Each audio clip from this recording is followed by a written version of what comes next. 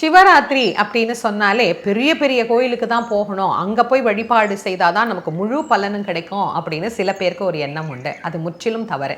ஒரு சின்ன கோயில் பார்க்கறதுக்கு ஆளே கிடையாது, ஒரே ஒரு சிவலிங்கம் மட்டும்தான் இருக்குது, அந்த கோயிலுக்கு போய் வழிபாடு செய்கிறதுக்கு கூட ஆள் இல்லைன்ற நிலைமையில் ஒரு கோயில் இருந்தாலும் சிவராத்திரி அன்று கண்டிப்பாக அந்த கோவிலுக்கு நீங்கள் போய் வழிபாடு செய்து ஒரு சின்ன அபிஷேகம், என்ன முடியுதோ பால் பழம் என்ன கிடைக்குதோ அதை வச்சு நாம் அபிஷேகம் பண்ணி வழிபட்டால் கூட அநேகமான நன்மைகள் நமக்கு கண்டிப்பாக கிடைக்கும். கோவிலில் சின்னது பெருசு அப்படிங்கிற வித்தியாசம் எல்லாம் கிடையாது. கவனிப்பாரற்று யாரும் போய் பார்க்க முடியாமல் எளிமையாக இருக்கிற கோவிலில் கூட சிவபெருமான் சாநித்தியமாகத்தான் இருக்கிறார்.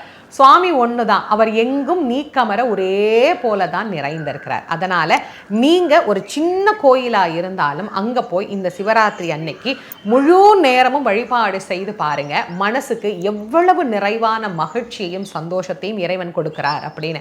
சிவராத்திரி என்று செய்யக்கூடிய இந்த அபிஷேக பலன்கள் அனைத்தும் ஒரு ஆண்டு முழுவதும் செய்த வழிபாட்டுக்கு இணையானதாக நமக்கு கிடைக்கும்.